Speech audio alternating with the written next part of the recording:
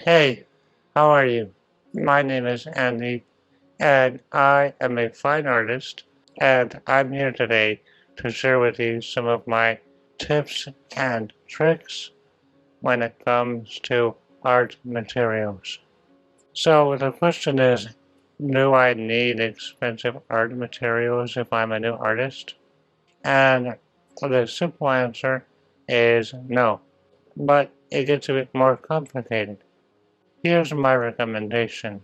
If you're a brand new artist and you're just starting out, I recommend that you get some decent art materials. I wouldn't recommend using a pencil that you use at school for taking notes and doing homework. Although if that's all you have at your disposal, that's okay. But maybe you can set as a goal to buy at least some decent drawing pencils. They don't have to be the most pricey. I personally like using a 2B graphite pencil. You don't need all sorts of different hardnesses of pencils for sketching. All you need is one that's somewhat in the middle, not too hard, not too soft. That's why I recommend a 2B pencil. Now, going to colored pencils. What do you need there? Well, you can get a simple set on Amazon. I've seen them from $6, $7, and the price goes up from there.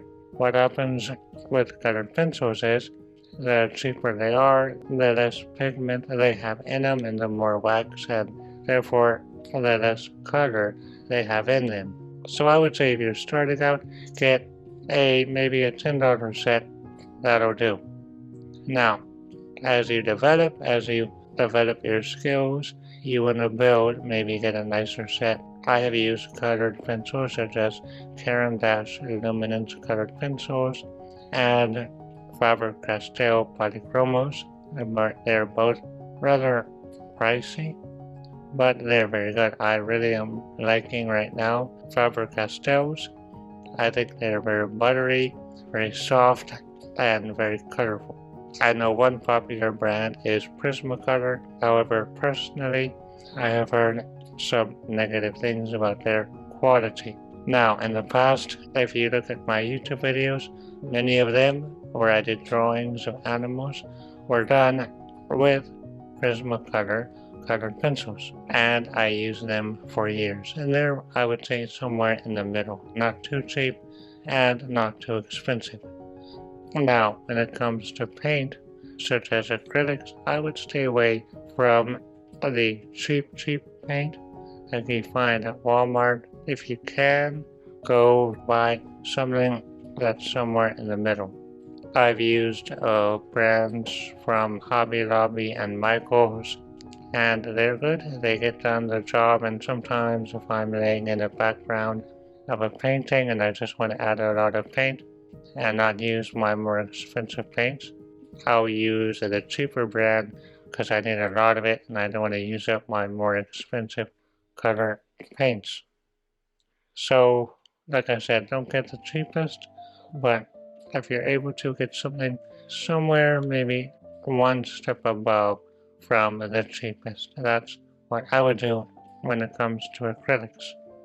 Now, for sketchbooks, there are many brands, and depending on what you're working on, you want to find what works for your material, such as if you're working with colored pencils or markers or whatnot. Sometimes I find that with paper, you have to go to the store, to a physical store, and look through all the options and see what you like, maybe what they recommend. One thing with having a small art store, if they have that in your city or town, it helps to go and ask questions. Say, hey, I'm working with colored pencils. What type of paper do you recommend? Hey, go and ask. I know some people don't like to ask, but I've learned so much from asking the people that manage the store and seeing what they recommend, and it really has helped me a lot in choosing the correct art material. As time goes on, you'll probably build up a inventory of different art materials you'll see what really you like a lot to use, what you don't like as much, what brand you like versus what brand you don't like. You'll see what really you use a lot. I've gotten materials and never use them, and I end up giving them away to my students. But then I find other things, such as Posca markers. I really love them and I buy them and I use them a lot. And I know that Posca markers work for me and I really like that brand.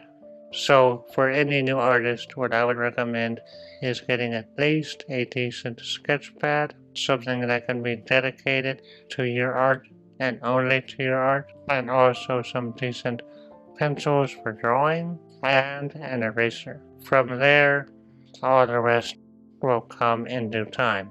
So yeah, that's been my recommendation on art materials. I hope you liked the video. I will see you in the next one. Take care.